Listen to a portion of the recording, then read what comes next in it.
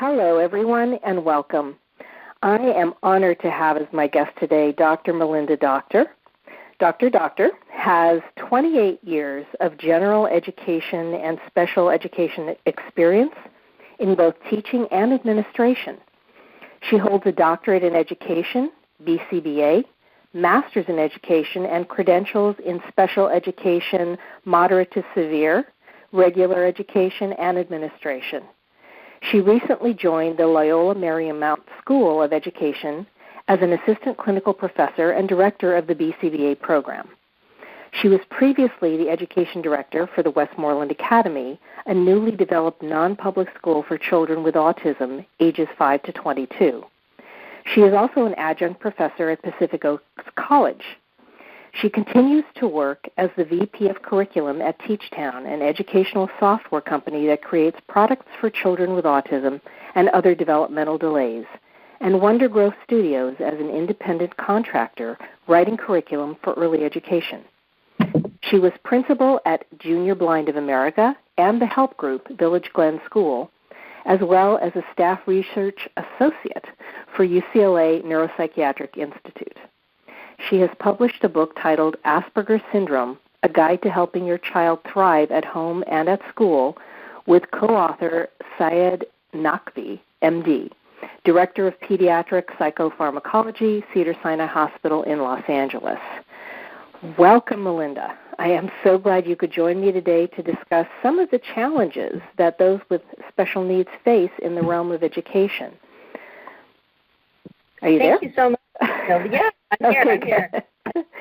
Good. Thank you so much. I appreciate you asking me to be a part of your project. This is really exciting. Oh, I really appreciate the support. And I guess probably the best place to start is at the beginning. You know, you have a child, you've confirmed a diagnosis of autism or some other special need, and you want to get something called an IEP for your child at the school. Where do you go? How do you start? What is an IEP? Well, IEP stands for Individual Education Plan or Program, depending on where you live. And in 2004, the Individuals with Disability Education Improvement Act came about, and that required public schools to develop an IEP for every student with a disability who was found to meet federal and state requirements for special education. Okay, so the IEP refers to both the educational program and to the written document that describes that program. And it is a legal federal and state document, so it is binding in the sense that once it's signed, everything in that document must be implemented. So we look at the present levels of the student's academic and functional performance. The team consists of anybody that's going to be supporting the student's educational program, so obviously parents or guardians. Parents can invite anybody that they want to the meeting. Mm-hmm. It may be a school psychologist, anybody that's done assessments. So if this is an initial IEP, anybody that would have conducted assessments will be there to present their assessment findings and their reports. And at that point in time, once everybody develops their reports and presents them, then at that time the IEP team will look at determining and creating measurable annual goals, including academic and functional goals. If it's a review IEP, then they will determine the student's progress towards meeting the annual goals and how they're to be measured and reported to parents. They also discuss any support or supplementary related services. So if the student was eligible for speech and language or occupational therapy or counseling or adaptive physical education, physical therapy, there are other services as well, but those are the most common, then they would be documented in that IEP as well. And we would also be including the frequency, the times, the minutes, the duration, all of those kinds of specifics in regards to how much time that particular student is receiving in regards to services. And then we also document program modifications or supports provided to school personnel on behalf of the child. We include the least restrictive environment. We are required by law to place a student in the least restrictive environment, and there is a spectrum of environments. So when we talk about least restrictive environment, when we look at general education is the least restrictive environment because you're with your all typical peers. And then we look at the hierarchy or the spectrum, and we look at maybe we talk about resource, which is, the child is participating in general education for most of the day, and maybe the resource teacher is pulling them out to tutor them in reading and then sending them back to general education, or that resource teacher is coming into the classroom and helping that student with the reading. But you're still really much a part of general education. Then if you have a student that needs more supports than that, they may be part of a special day class or part of the day or the whole day, but that special day class has children with all of the children have IEPs in that class, but it's still on a general education campus. And then if a child is not successful in any of those particular settings, they may be referred to a non-public school, which is a school specifically for children with IEPs and with disabilities. And that's a separate school entirely. It's completely funded by the local school district most of the time. And the student would attend school there 100% of the time. And then if for whatever reason that's not successful, then there's residential placement. So you can see we're moving from general education all the way to residential placement where we're becoming more restrictive. And so the goal is to keep that child as close to general education as possible, assuming the child can be successful in that environment. That was a long answer. No, but it was a wonderful answer and a very comprehensive answer, and things that a parent would need to know when they're beginning this process. And where would they go to say, hey, I need an IEP for my child? Just to the school office and talk to... They would. I'm sorry. Yeah, exactly. No, go ahead. They would contact their school of residence. So oftentimes we have students that are through open enrollment or through a lottery system are attending a school that's not their home school of residence. And we're not talking about charter schools here. We're talking about public school districts. Mm-hmm. So you would actually have to go to your local home school of residence and make the request to the administration there. When we do assessments for IEPs, we're really looking for a difference between what the student is able to produce and what the student is actually producing. So there needs to be a discrepancy there because we're looking for a way to support the student to close that gap up. Mm-hmm. And so, just because a student has a disability doesn't mean that they would necessarily be eligible for special education services. Although that's usually the case, it's not always the case. So, you could have a student that maybe has a mild orthopedic impairment, but is accessing his educational program just fine on a public school campus, and they may not be eligible for special ed services. Same with a student with a mild learning disability. So it really just depends. All of that will be determined through assessment. Okay. So that then begs the question, because I know this all refers to what is called SAPE, S-A-P-E, Free and Appropriate Public Education, right? Exactly. So what if they go through the process, they are trying to get an IEP for their child, and they're denied? What other sort of alternatives are there? What is a 504? How does that play into it? Can you talk about that briefly? Sure. They shouldn't be denied access to an initial IEP. They may be deemed ineligible for service once that IEP is complete.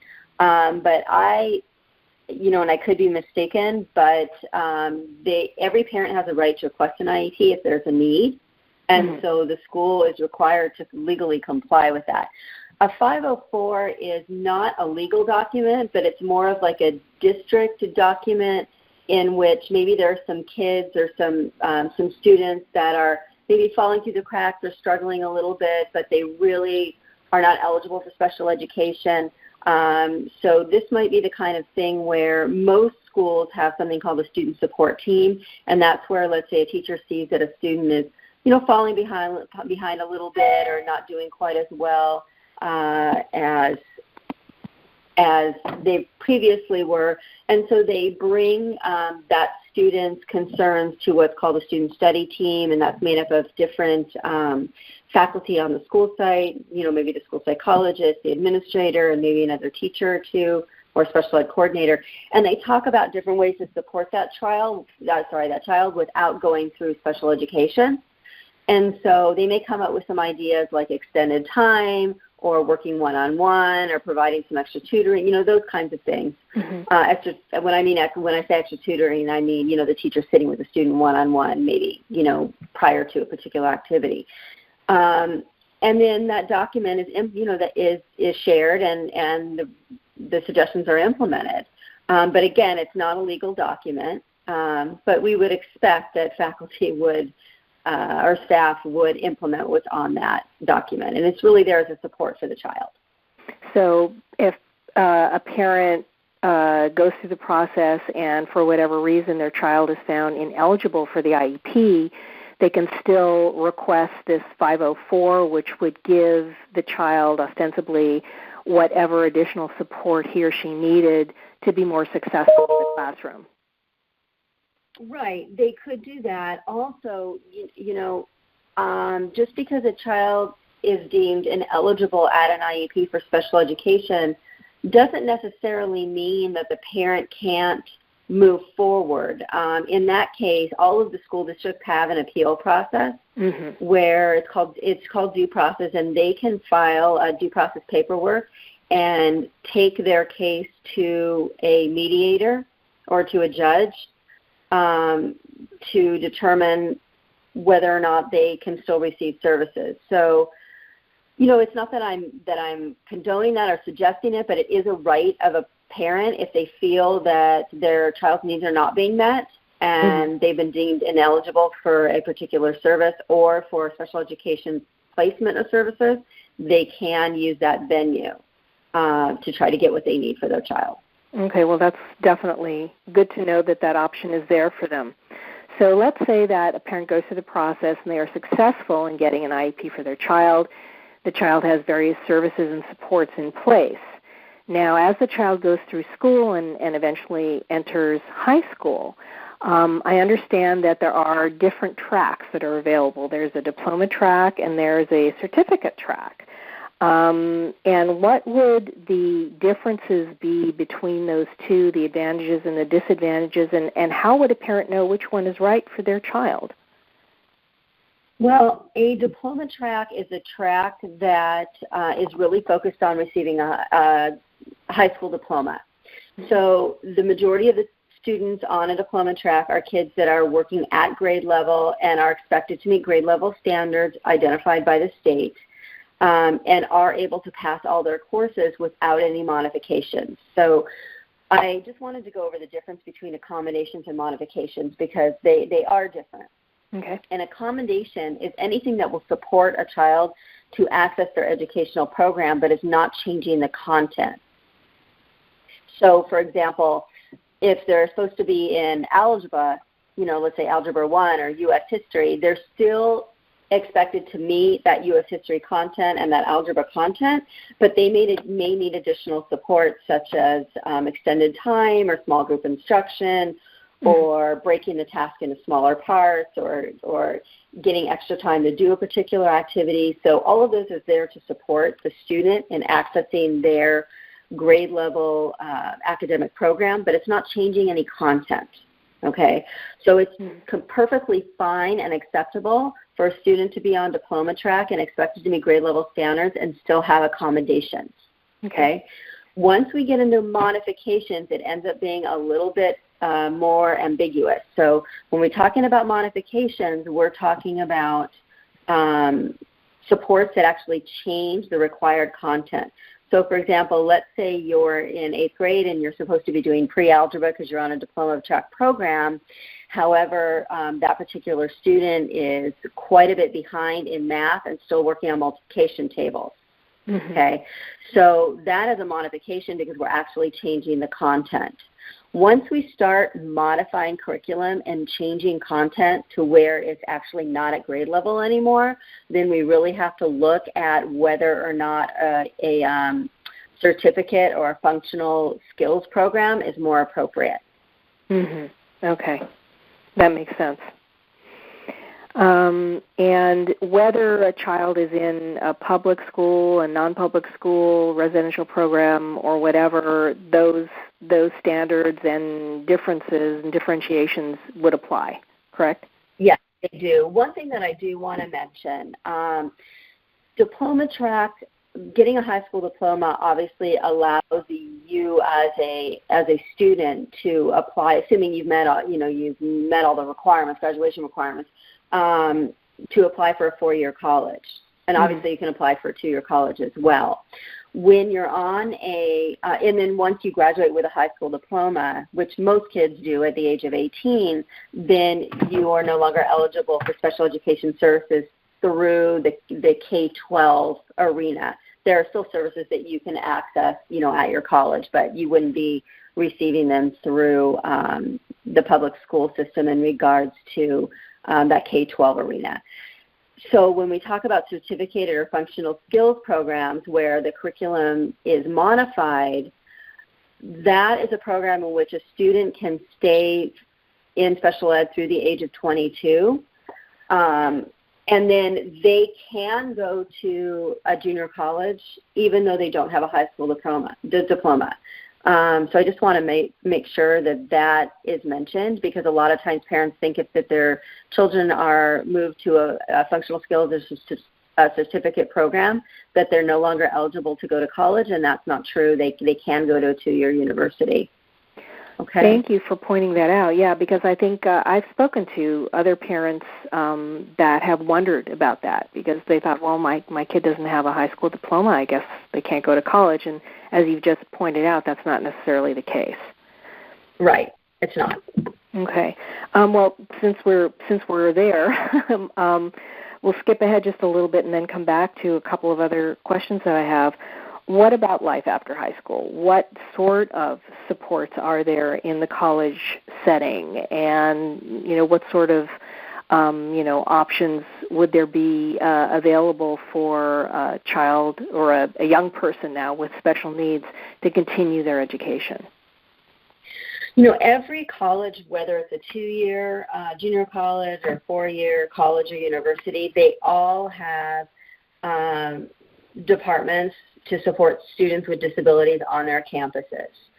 So, depending on what your child needs, in that case a young adult because they're already in college, there are different services that can be provided. I mean, there are, note-taking services. There are accommodations such as, the extended time and one-on-one instruction and things like that. You really have to go to, you kind of have to do your homework ahead of time. So any college that you're looking at ahead of time with your son or daughter, you want to make sure that you contact the disability department first and really look into that, because I think, if I'm not mistaken, they have to do their own assessments along with reviewing your IEP, so you certainly don't want to wait till your child start school and then look into it, because then it might be too late and the supports won't be in place. But every school has a program like that. So basically, like you said, do your homework ahead of time, seek out the Disability Services Office, whatever it happens to be called on that particular campus, exactly. And go there and talk to them about the various accommodations and supports that they have available. Yes. Okay. Yeah. Yeah, that would seem to be the best first step to take, definitely. Right. So now I want to go back to a couple of other questions I had. Something that doesn't have as big an impact anyway in colleges, but certainly elementary, middle, and high school. What is your suggestion on what a parent should do when they encounter ignorance or bullying or, any kind of inappropriate behavior towards their child on campus, And what sort of advice would you give to the parent on how to handle it, on how to talk to their child, on what sort of steps to take at the school itself? Because we know, unfortunately, that those things happen, and when they do, they can be very, very detrimental. So, what would your advice be on that issue? Honestly, I'm going to speak personally now. I would suggest that the administration is notified immediately. I would not wait for something to get better. I would not wait to see what happens, because you don't know what's going to happen. And during those times that you're waiting, your child could be exposed to things that are very detrimental to them. So I would let your child know that you are going to talk to the administrator. And, oftentimes children will say, no, I don't want you to say anything. Someone's going to get mad at me, or they're going to treat me differently. And, you have to really make it clear that a school is supposed to be a safe place, and that it's not okay to feel uncomfortable in your school. It's not okay to be verbally abused or to be hurt, and that it's your job as a parent to protect your child, and that you need to notify someone. So that really, I personally think that needs to come ahead of anything.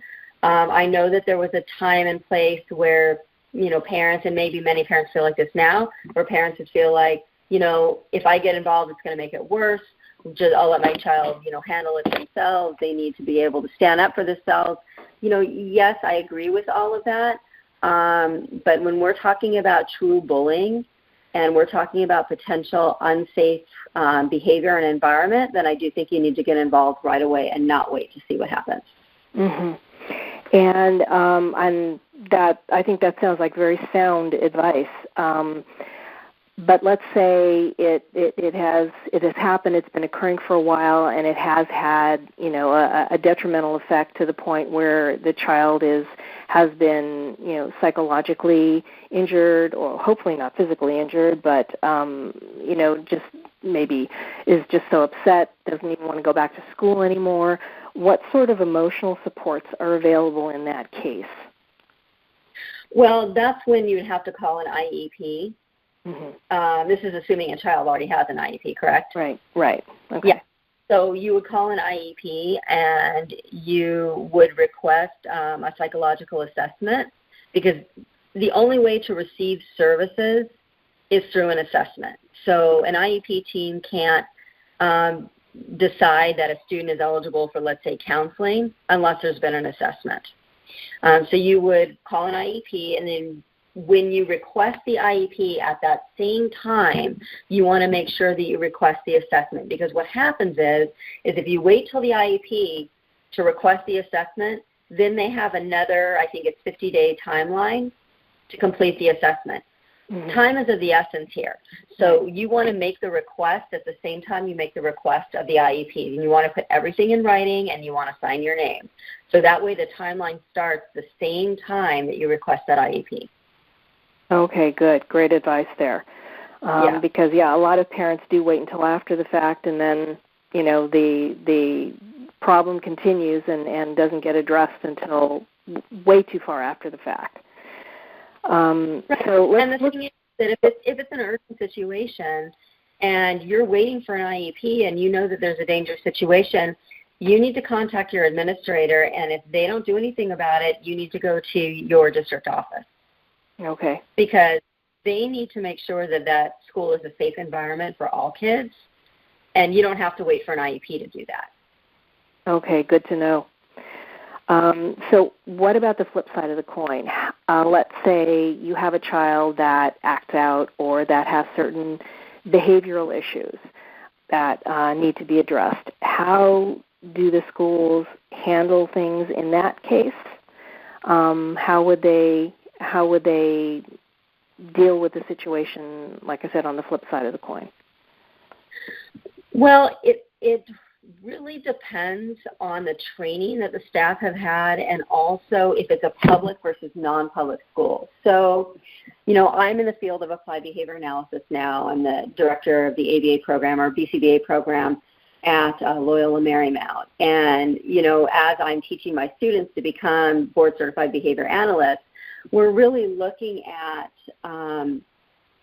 the kinds of interventions we can put in place proactively as well as reactively. So, there are different kinds of rules of thumb. I mean, in a general education setting where you have all general education classrooms and your child is fully included in the general education classroom, which is your child's right. On the other hand, I'm going to play devil's advocate here for a little bit because, I've seen both sides of it. Mm-hmm. Everyone has a right to learn in a safe environment. So if your child is the one that has the behavioral difficulties, then we really want to focus on making sure that the environment is one in which your child can succeed.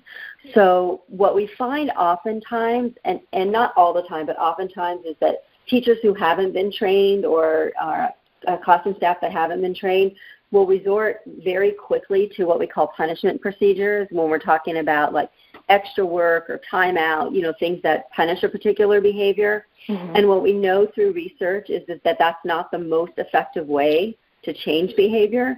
And we really want to look at what we call antecedent control procedures, where we set up the environment ahead of time for the child to be successful. So we put those supports in place ahead of time. Mm-hmm. So, for example, let's say we know a child who is going into gen ed classroom really struggles with transitions in the morning because they are loud and kind of chaotic. We might make the accommodation or put in the antecedent control procedure where that child comes into the classroom 5 minutes later every day. Or maybe the child enters the classroom 10 minutes before everybody. So the child is calm and able to work, when everybody else comes in. So there are things that we can do to ensure success. When we're talking about more severe behaviors such as aggression or self-injurious behavior, then we really have to look at what modifications or accommodations or supports are necessary for that particular child. And it may be that the child is, pulled out to work one-on-one in a particular classroom or activity that's not preferred because they do better there. We always have to look at whether the educational environment is acceptable to all children. So, for example, I'm always going to support having a child have access to their general education peers. However, I also know that, typical peers have the right to have a safe education as well. And so it really has to be on an individual basis. We really have to look at that on an individual basis. In regards to non-public school and public schools, non-public school staff are all trained in crisis intervention that do include physical intervention in regards to crisis intervention holds. If a student has become very aggressive, there are particular ways to hold them without injuring them to make sure that they're safe. That is a last resort, and that should never be part of a behavior treatment plan. Mm-hmm. Mm-hmm. Okay. Are there outside supports that you're aware of that can supplement what the school system provides in these cases that you may want to just mention so that parents can... there are lots of agencies in regards to just behavior or any supports. Let's just throw it into the general arena. Let's say behavior and any other support. Okay, so there are lots of agencies. They're usually called NPAs or non-public agencies where you can get outside services. I would caution you only because, not that the services aren't applicable or they're not beneficial, but once you get into the school system, oftentimes the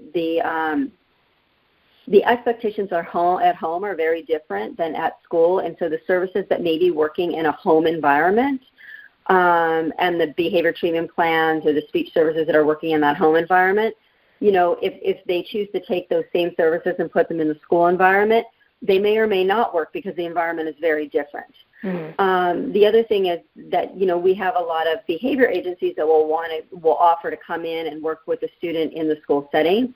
That really needs to be very well thought out because again, the expectations are different. And so if it's the provider that's coming from home into the school, Again, those expectations at home are very different than school. Mm-hmm. The other thing is that the mission or operational, goals of that particular school may be a little bit different than what's at home. And so we always want to make sure everybody's on the same page. And that's, consistency is really, really important. Okay. Yeah, absolutely. So let me ask you, do you have any comments about neurotypical sibling dynamics? A lot of these families have, say, one child with special needs, and they will have another one or two more children that are neurotypical. And a lot of times there are conflicts or different kinds of dynamics that occur, and parents will have a hard time kind of knowing how to navigate that. Are there any is there any advice, are there any tips you can give on how to deal with those kinds of situations when they occur? Yeah, really the only thing I can say, and it's definitely a balancing act, I know that I have been through it myself, is really to remember that as a parent, your responsibility is to all your children and not just the one with the special needs, although there will be times where it looks like the support is more focused on the child with special needs, and that's understandable, and that can't be helped. But it is important to recognize that, you do have a responsibility to not only the child with special needs, but also your other children, especially if there's a safety concern. I've had quite a few instances where I've worked with parents where the child with special needs is severely aggressive at home and aggressive towards parents, aggressive towards siblings. And really we're looking at a possibility of residential placement, which is a very, very restrictive environment, and the parents feel like, it's their obligation to make sure that they always keep their child with special needs at home, but, they have an obligation to the safety of their other children as well. Mm-hmm. So you just want to make sure that you're making sure everybody's safe, and I know that that's really hard oftentimes.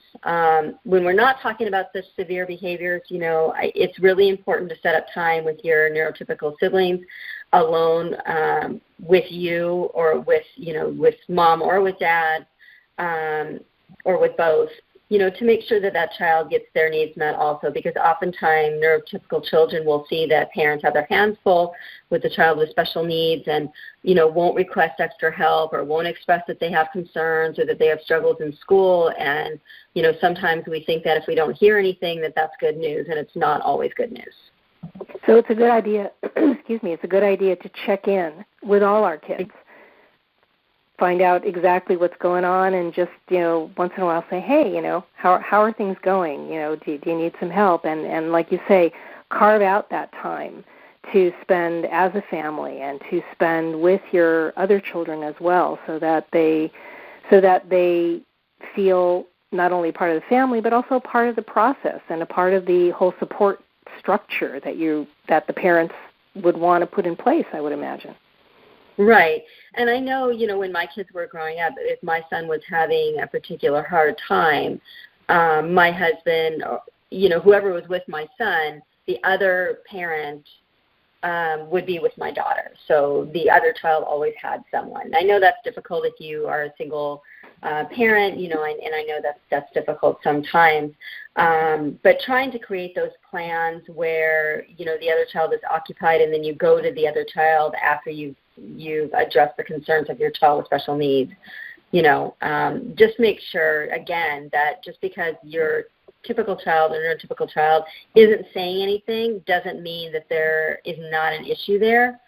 Also, I do want to address when you have a child with special needs that has a pretty significant outburst in a general education classroom or even in a special ed classroom. Oftentimes, teachers will address that particular concern with that student, and then once that student is calm, go back to what they were doing before the episode. Mm-hmm. You really need to address with the other students what has happened without breaking confidentiality, but recognizing that those children are witnessing the same thing you're witnessing, and they might be scared and they might be worried. And it's important to tell everybody else, so-and-so's fine, they're just having a hard time right now, and we're there to support them, but I don't want you to worry, everything's going to be okay. And, let them know that you're there for them too, instead of just ignoring it. Yeah, I think that is terrific advice on all counts, Melinda. Number one, it takes a village. And, yes. If it's a two-parent family, that's great. If it's a single-parent family, there are other people to reach out to, other relatives, or even a good friend to reach out to come in and help when help is needed. And then the second point being transparency. There's nothing worse than that elephant in the living room that nobody wants to talk about. Right. Yeah, and elephants aren't welcome in my living room. Right. and they shouldn't be in any living room. Yeah, I think it's really important to get all that stuff out and on the table, absolutely. Yeah, and I think when we go back to, when we talked about that ABA terminology and those punishment procedures, I mean, oftentimes as parents we find ourselves resorting to, punishment tactics because we just don't know what else, to do. And so, even when I was a director at my previous school, I would tell my teaching staff, there's so little you have control over. As staff on a school site, we didn't have control over whether, kids were given their medication on time at home or, or whether they had a good night's sleep or, whether they had a bowel movement that day. We didn't have control over these things, and all of those things affect behavior and the comfortableness of the student and their ability to access their educational program. So therefore, when we know that these variables are out of our control, we need to be able to control the things we can control, and we can control what our classroom environment looks like. We can control whether we're organized, what our schedule looks like. And so it's the same thing at home. There are certain things that you can't control. You can't control if your child necessarily had a bad day at school and comes home and, is in a bad mood and, chaos is ensuing, but you can control the schedule that you have at home, and you can control your home environment to a certain extent. And so it's really looking at setting up these proactive measures so that you have something to fall back on, you as the parent and, and your children have something to fall back on when there is chaos or when things don't go as planned, So it really is important to think about those things ahead of time. And it's in the same way, we use those predicting or those prompting strategies with our kids. So I remember one time, I would take my kids to the mall on the weekend, and they would have those little cars to ride where you put the quarter in, although it's probably now $1, and they ride the little car or whatever. And I remember walking down the main strip of the mall and seeing those cars way down at the other end, and my son wanting to ride on those cars and seeing that they were all full. And so I would say to him ahead of time, we can ride on those cars, but look, none of them are empty. All of them, children are riding on all of those cars. So when we get there, these are your choices. You either have to wait your turn, or we can come another time, but if you scream or yell, we'll leave. So kind of setting it up ahead of time. And that's the same thing that we have to do at home and in the school environment, is letting our kids know what to expect, letting them know what the options are. So, you have a student who wants particular, let's say, access to the computer, and you say when you're finished with your math, you have access to the computer. However, if someone is on the computer, you need to wait your turn, and letting them know what the expectations are. So all of those things are really important. Yeah, absolutely. I agree 100%. So if you were to name, let's say, the top 2 or 3 biggest challenges that a person with special needs faces when it comes to education, what would those be, and what do you see as the best way to address them? Well, when you ask the question, I'm thinking to myself, are we talking about the client or to parents that are advocating for the client? They may be one and the same. I'm not really sure. Yeah. Well, they definitely affect both sides. So right. let's say that the 2 or 3 biggest issues that we face as a community when it comes to educating our young people with special needs.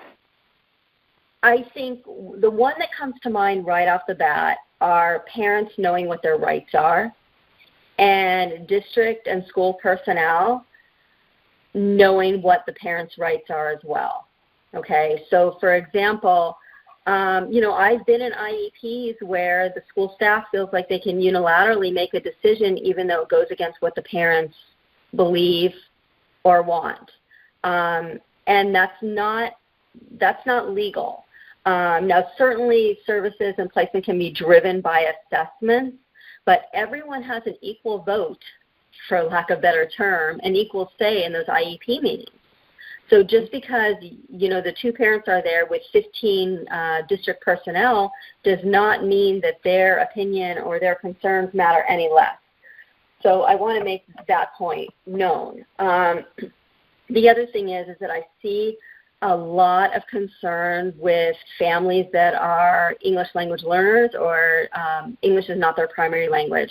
Mm-hmm. And I've reviewed a lot of IEPs where because they were second language learners and English wasn't their primary language, they thought that they were getting something or their child was receiving a particular service that was absolutely not in that IEP.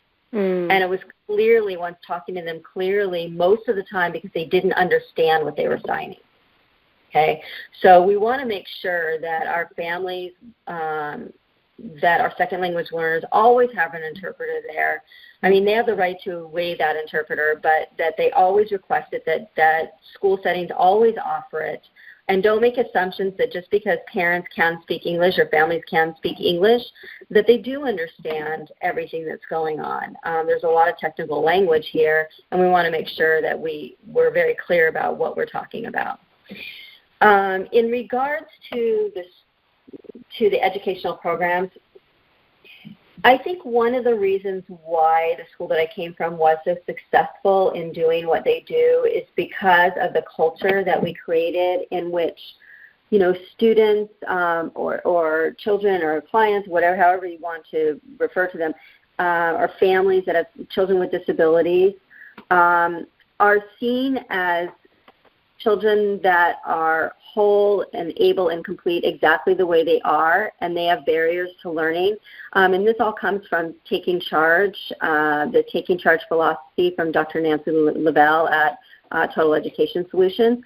And it really is a culture that can be promoted in which when we see children having a hard time or we see children struggling, we understand and we make the assumption that they have the ability to do what they set out to do, but they have barriers to their learning, and we're there to provide supports for them to access that learning versus seeing it as something that they're doing on purpose and something that needs to be punished. Mm-hmm. When you interact with a child in a way where that assumes that child's behavior is purposeful, and although it may be purposeful in certain situations, there's a need behind it. And our main objective is to determine why that student is engaging in a behavior that they're engaging and what need it serves, and then provide a more appropriate way for that child to get their need met. There is nothing wrong with a child being able to say, I want to do my math before my reading, right? But mm-hmm. we have school systems that don't look at that as an option. They look at that as the student's not following directions, when in fact the student's just exercising their right to make a choice. And so we need to be more open-minded, and staff need to be more open-minded that, this child is an individual, and they do have a right to make their own choice. And, while I understand that we have a schedule that we have to keep, and there are certain, subjects that you have to do at certain times of day, I understand that, and, we need to be able to keep those schedules. However, if we can make that accommodation, we should try, because in the whole scheme of things, in the umbrella of special education, allowing that child to make a structured choice and giving them the way to appropriately request a particular need that they want or that they have is really showing them ways to access their environment appropriately. Mm-hmm. And it's also teaching them to self-advocate. And exactly, like you said, addressing their needs. I love that philosophy because, and I think that could be utilized in a variety of circumstances to get to the bottom or the root cause of a particular behavior or a particular issue, rather than just dealing with the tail end of the behavior, and dealing with the symptom, you're dealing with the cause to alleviate and eliminate any future incidents. Right. And we do on the other end, there'll be parents that will say to me, but, so-and-so has to learn that they don't always get what they want, and that, sometimes they request something and they can't have it. Absolutely. We absolutely understand that, and that's absolutely correct. It's not the real world that just because you ask appropriately, you always get what you want. Right. It doesn't always work like that. So the thing is that, when we develop rapport with our kids, and when we're talking about developing rapport and we're talking about honoring them as an individual, the severity of their disability does not weigh into that. Mm-hmm. That doesn't matter. The way you address it matters in regards to the severity of the disability or what children are able to understand or process. But as far as how much respect should be given and how much dignity should be given, that's irrelevant.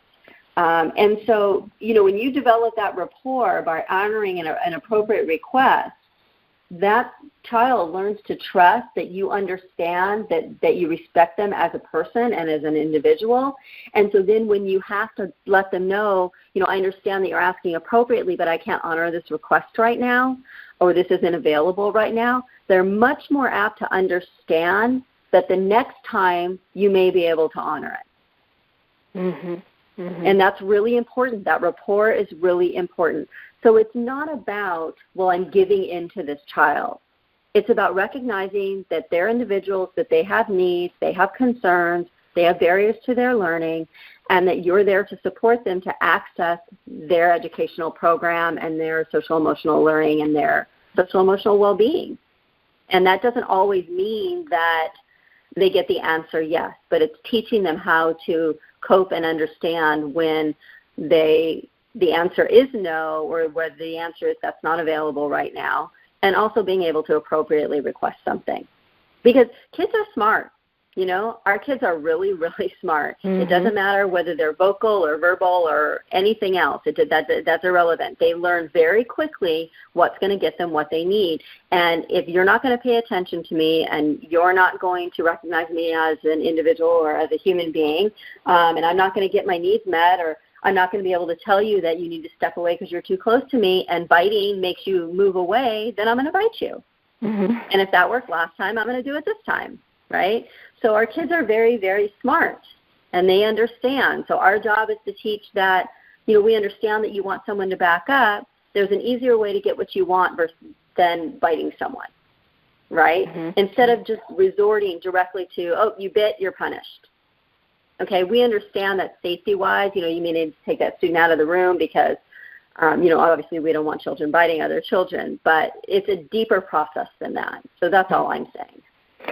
Well, it sounds to me like you're talking about mutual trust and mutual respect. Exactly. If you don't give someone else trust and respect, how do you expect them to give you those things back in return? Right, and the other thing is that oftentimes, especially in non-public schools, but oftentimes, when we have kids that are in, 5th, 6th, 7th grade, middle school, these are kids who have been in special education for a long time, and oftentimes their school experiences have been very negative. Mm-hmm. And so when we finally get them, when we finally are working with them, they don't trust us.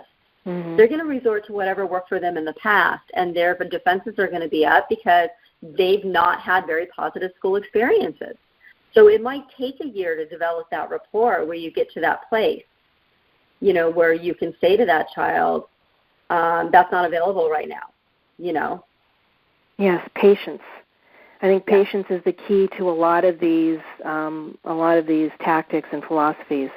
And, a lot of times, we as parents or even, instructors and so forth, it's a commodity that's difficult to come by, but nonetheless, I think something that's very important to practice. Right, and it's important to ask questions. If you don't know what to do or you don't have any great ideas in your head at that moment, ask. Mm-hmm. Reach out. Reach out, because every one of us has gotten to the point where we sit there wringing our hands like, I don't know what to do anymore, and that's the worst feeling ever, is running out of ideas, right? And what happens is when you run out of ideas, you resort to punishment. Right. Yeah. Agree 100%. Yeah. Never be embarrassed or afraid or hesitant to reach out. Like I said before, it takes a village, and you have to be able to do that, because that is the only way that you're going to gain more information and learn. Yeah. So, we have covered a lot of great information here. Is there anything else that I haven't asked that you feel is important or that you would like to add at this point? No, I think that we covered, most of what I would have suggested. I guess the only thing that I would take away with this is that just to be open-minded, whether you're a staff or a parent, to recognize that for the most part everybody is trying their very best, but also to recognize what your child needs and advocate for that. Okay, wonderful. And if our listeners do have questions or want to know more, can they reach out to you, or where is the best place for them to seek out whatever answers to whatever questions that they might have? Yeah, they can email me at my Loyola Marymount address. Okay, and would you like to give that and maybe say it and then spell it out just to make sure that they get it? Sure. It's Melinda, MELINDA Docter, DOCTER. Make sure you put the ER or I won't get it, at lmu.edu. Okay, and I'll repeat it once more. Again, for our listeners, that was Melinda.Docter at lmu.edu, MELINDA.DOCTER at lmu.edu. Correct? Yes. Okay, wonderful. Well, thank you so much, Melinda, for your time and all of the wonderful information you shared. And I hope at some point in the future you'll come back and be a guest for us again. Sure, anytime. Thanks so much. Oh, thank you. And I also want to thank our listeners for spending part of their day with us. I'm Gilda Evans. Take care of yourself and that special person in your life.